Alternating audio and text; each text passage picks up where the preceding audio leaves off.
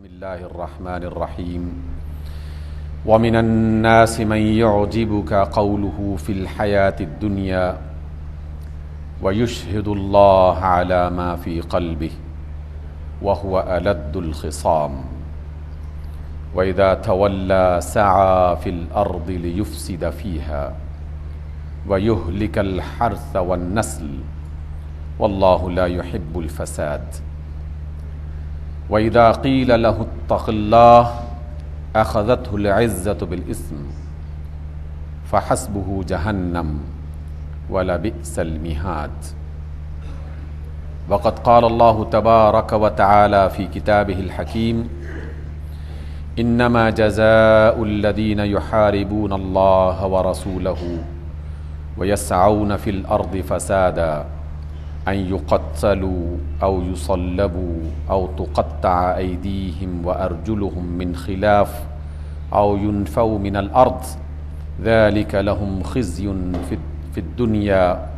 ولهم في الآخرة عذاب عظيم صدق الله مولانا العظيم۔ سامعین گرامی، رب ذوالجلال کے پاکیزہ کلام میں سے سورۃ البقرہ کی 2 آیتیں اور سورۃ المائدہ کی 1 آیت میں نے آپ کے سامنے تلاوت کی ہے۔ ان 2 آیتوں میں اور پھر ان سے ملتی جلتی اور بہت ساری آیات میں اللہ رب العزت نے ایک ایسی خرابی کا تذکرہ کیا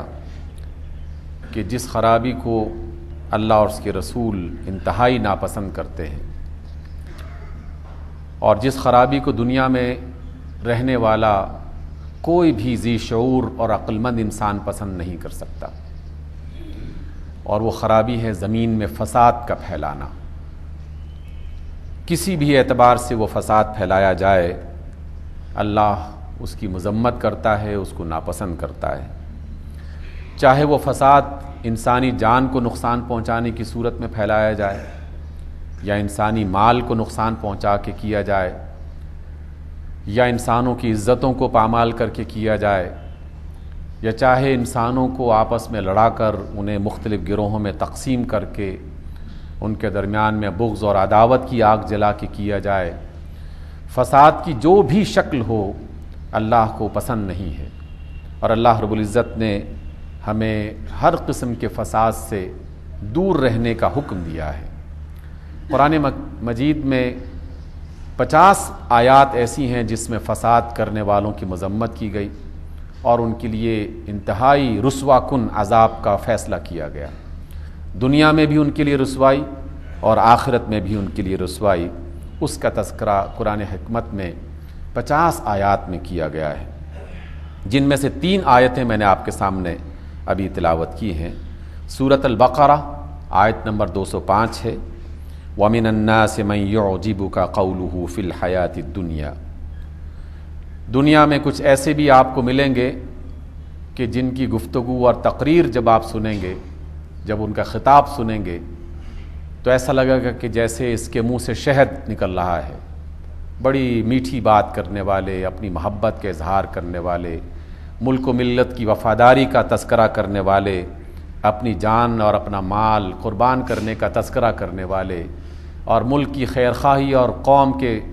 قوم کی فلاح کی بات کرنے والے لوگ ایسے دنیا میں آپ کو بہت سارے ملیں گے۔ وَيُشْهِدُ اللَّهُ عَلَى مَا فِي قَلْبِهِ، اور وہ یہ باتیں اللہ تعالیٰ کو گواہ بنا کر اس کی قسمیں کھا کر لوگوں کو کہیں گے، جناب ہم تو آپ کے خیر خواہ ہیں، ہم تو اس ملک کی فلاح چاہتے ہیں، اس قوم کی زندگی اور ترقی چاہتے ہیں، ہم اس کے لیے دن رات محنت کر رہے ہیں۔ ان کی گفتگو سنو، ان کی بات چیت سنو تو ایسا لگتا ہے کہ جیسے ان سے زیادہ بہتر انسان اور باوفا انسان اور ملک و ملت کا خیر خواہ انسان کوئی نہیں ہو سکتا۔ لیکن اللہ فرماتے ہیں کہ وَهُوَ أَلَدُّ الْخِصَامِ، جبکہ حقیقت یہ ہے کہ وہ اپنے کردار کے اعتبار سے اور اپنے اندر کی دنیا کے اعتبار سے انتہائی جھگڑالو، انتہائی فتنہ پرور، انتہائی فساد پھیلانے والا وہ شخص ہے۔ بظاہر میٹھے لیکن اندر سے وہ بالکل اس طرح کے جیسے زہر بھرا ہوا ہوتا ہے۔ جناب عبداللہ ابن عباس فرماتے ہیں کہ یہ آیت رب ذوالجلال نے منافقین کے لیے اتاری ہے، وہ منافقین جو رسول اللہ صلی اللہ علیہ وسلم کے زمانے میں تھے، اور وہ منافقین جو انہی کی نسل سے مسلسل آگے بڑھتے ہوئے انہی کے طریقے پر عمل کرتے ہوئے قیامت تک ظاہر ہوتے رہیں گے، سارے کے سارے منافقین کو یہ آیت مخاطب کر رہی ہے اور ان کا تذکرہ کر رہی ہے۔ اور جناب نوف البکالی جو ہیں رضی اللہ عنہ، وہ تورات اور انجیل کے عالم تھے، وہ یہ کہتے ہیں کہ میں قرآن مجید میں ایسی بہت ساری آیات پاتا ہوں کہ جس طرح کی آیات تورات اور انجیل میں بھی پائی جاتی تھی، اللہ رب العزت نے تورات اور انجیل میں بھی ایسی ہی منافقین کا تذکرہ کیا، اور پھر وہ فرماتے ہیں کہ تورات اور انجیل کی آیات میں یہ لکھا ہوا ہے کہ ان کی زبانیں شہد سے میٹھی، لیکن ان کا کردار اور ان کا اندر جو ہے وہ ایلوا، ایک انتہائی زہریلا پودا ہوتا ہے جس کے اندر سے زہر نکلتا ہے، وہ اس سے بھی زیادہ زہریلے۔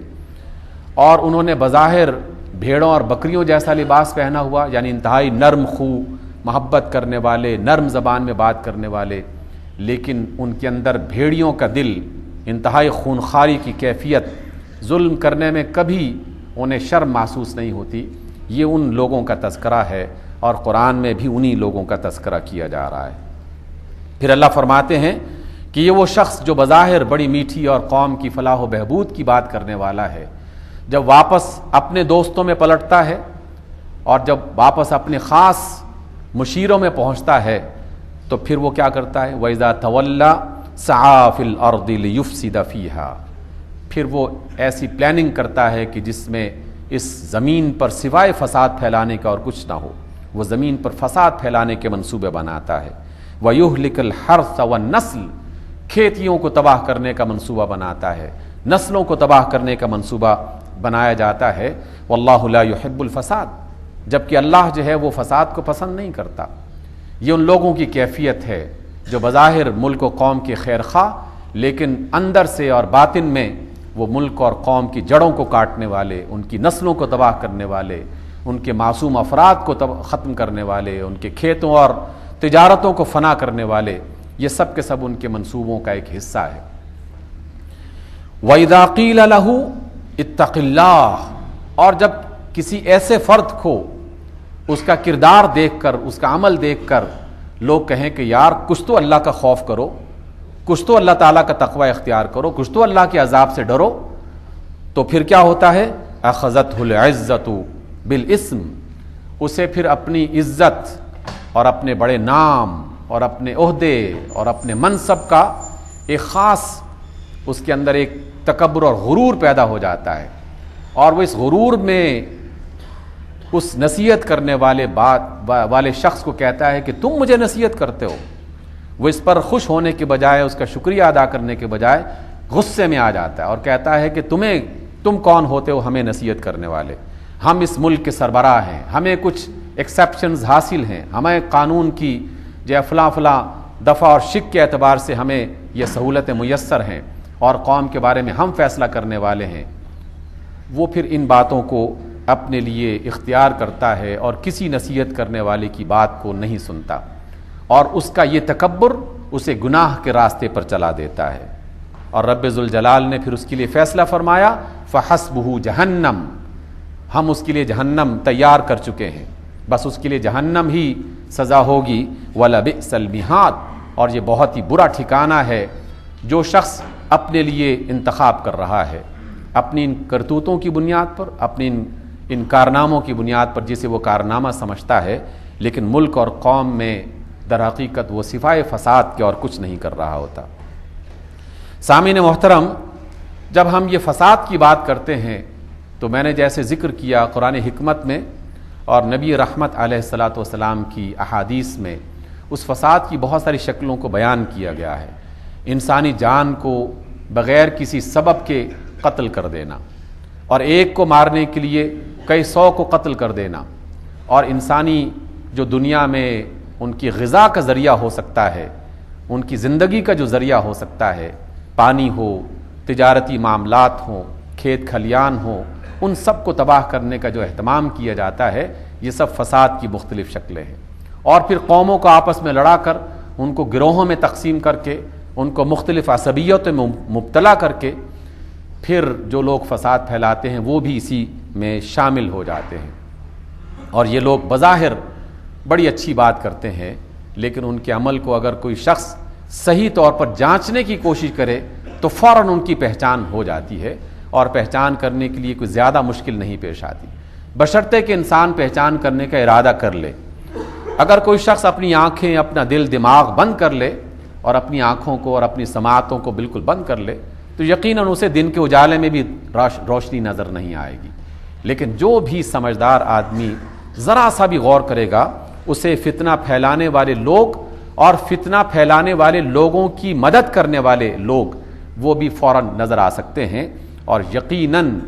ایسے لوگوں کے خلاف آواز اٹھانا، ان کو نصیحت کرنا اور ان کے غلط اقدام کی نشاندہی کر کے ان کی مذمت کرنا اور انہیں صحیح راستے پر لانے کی جو بھی ممکن کوشش ہو سکتی ہے کہ جس سے فساد ختم ہو اور مزید فساد کے راستے نہ کھلے ہوں، یقیناً ان سب کو اختیار کرنا لازمی ہو جاتا ہے. بہت سارے دوست اور بہت سارے لوگ اس بات کا شکوہ کرتے ہیں کہ جناب یہ جو سرحدوں پر ہو رہے ہیں مختلف قسم کے معاملات اور حادثات اور یہ جو دہشت گردی ہو رہی ہے، ہمیشہ اسی کے پیچھے لوگ پڑے رہتے ہیں. ہمیں تو کھانے کے لیے کچھ نہیں مل رہا، ہمیں تو پینے کے لیے صاف پانی نہیں مل رہا، ہماری تعلیم کا بہتر بندوبست نہیں ہے، ہماری صحت کے صحیح وسائل ہمیں مہیا نہیں کیے جا رہے، اور ہمیں تو روٹی کپڑے کی بات کرنی چاہیے، سہولتوں کی بات کرنی چاہیے. انتہائی نادان ہیں یہ لوگ، انتہائی غفلت کا شکار ہیں یہ لوگ، کیونکہ دنیا میں جو فساد بویا جاتا ہے اس فساد کے بیج میں سے جو درخت نکلتے ہیں اس درخت کی شاخیں زندگی کے ہر میدان پر اثر انداز ہوتی ہیں. آپ کی تجارت، آپ کی غذا، آپ کی تعلیم، آپ کی صحت، آپ کی زندگی اور آپ کے شہروں میں امن و امان، یہ سب کا سب اسی فساد کے ساتھ جڑا ہوا ہے.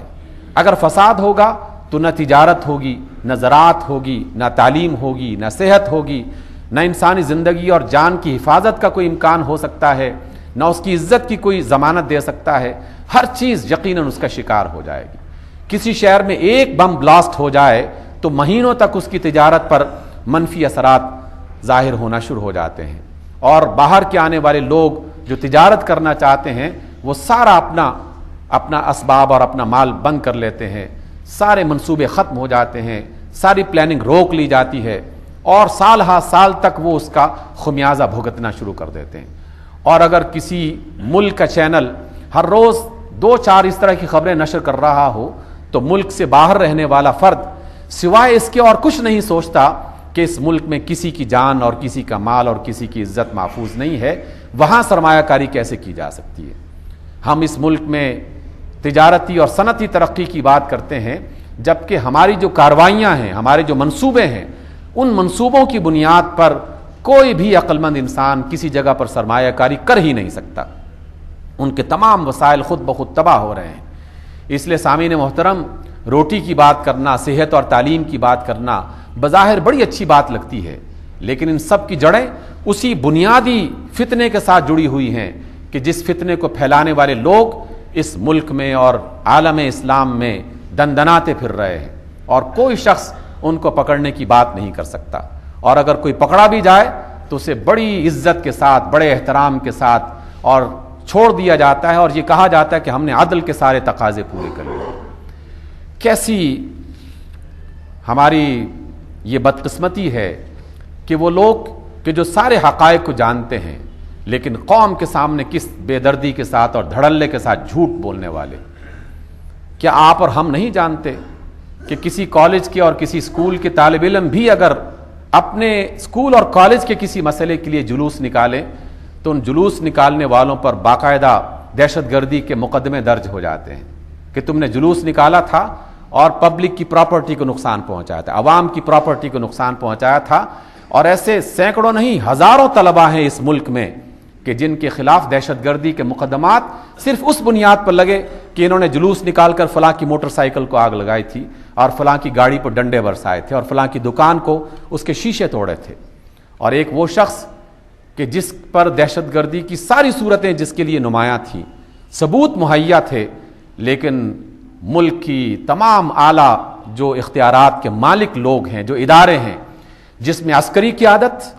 جس میں حکومتی اور سیاسی قیادت، جس میں اور دیگر جتنے بھی ادارے ہیں کہ جن کے ذمے اس ملک کی سلامتی اور قوم کی سلامتی ہے، وہ سب کے سب بڑی بے نیازی کے ساتھ جھوٹ بولتے ہوئے یہ کہتے ہیں کہ جناب ہم نے تو سزا دے دی ہے،